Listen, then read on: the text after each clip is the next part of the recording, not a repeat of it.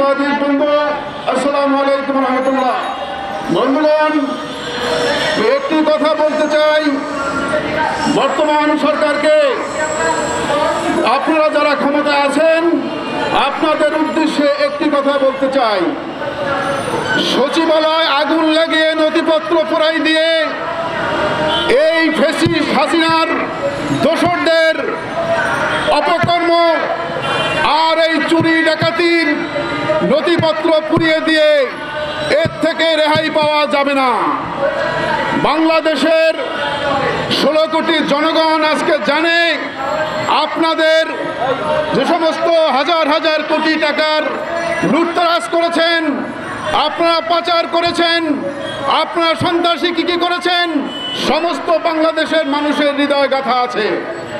আপনারা বাংলাদেশ ব্যাংকের ভোল চুরি করেছেন, আপনারা স্বর্ণ চুরি করেছেন, কয়লা চুরি করেছেন, সমস্ত কিছু শেখ হাসিনা চুরি করে দিয়ে আজকে ভারতে গিয়ে মোদির কাছে আশ্রয় নিয়েছে।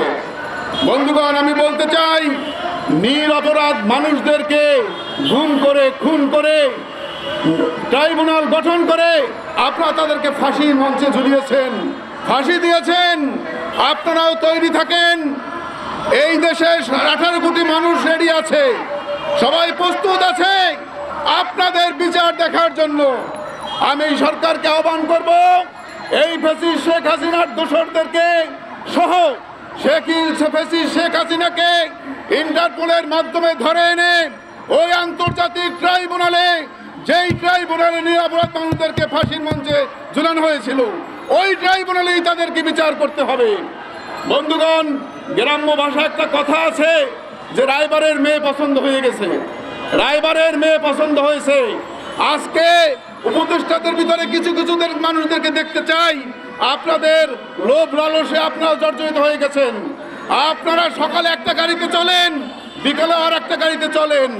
আপনারা ভুলে যাবেন না, ফখরুদ্দিন মঈনুদ্দিন ফেরদাউস কুরাইশিকে নিয়ে কিন্তু তারা পরিকল্পনা করেছিল, সেই পরিকল্পনা কিন্তু বাস্তবায়ন হয় নাই। এদেশের মানুষ কিন্তু রুখতে জানে। 5ই আগস্টের যে বিক্ষোভ সমাবেশ হয়েছে, গণ উৎপাদন হয়েছে, আপনারা দেখেছেন। প্রয়োজনে বাংলাদেশের স্বাধীনতার সার্বভৌমত্ব রক্ষা করার জন্য বাংলাদেশের 16 কোটি মানুষ আবারও রাজপথে নামতে বাধ্য হবে। অতএব আমি বলবো, আপনারা উড়ে এসে জুড়ে বসতে পারেন নাই, আপনাদেরকে কিন্তু আমরা বসিয়েছি। 17 বছর আমরা আন্দোলন করেছি। 12 দলীয় জোট, যুবপথ আন্দোলন ছিল, বিএনপি আন্দোলন করেছে, জাতীয় পার্টি করেছে, জামাত করেছে, 12 দলীয় জোট করেছে। আন্দোলনের ফসল আপনাদেরকে আমরা বসিয়েছি সেখানে। আপনারা নির্বাচনের রোডম্যাপ ঘোষণা করুন, সময় থাকতে রোডম্যাপ ঘোষণা করুন এবং সময় থাকতে সম্মানের সাথে সুষ্ঠু নির্বাচন দিয়ে ক্ষমতাসীন যারা নির্বাচনে নির্বাচিত হবেন, ক্ষমতাসীন দলের কাছে ক্ষমতা হস্তান্তর করুন এবং সম্মানের সাথে বিদায় হন। এই বলে আমি আমার বক্তব্য শেষ করলাম। আল্লাহ হাফেজ।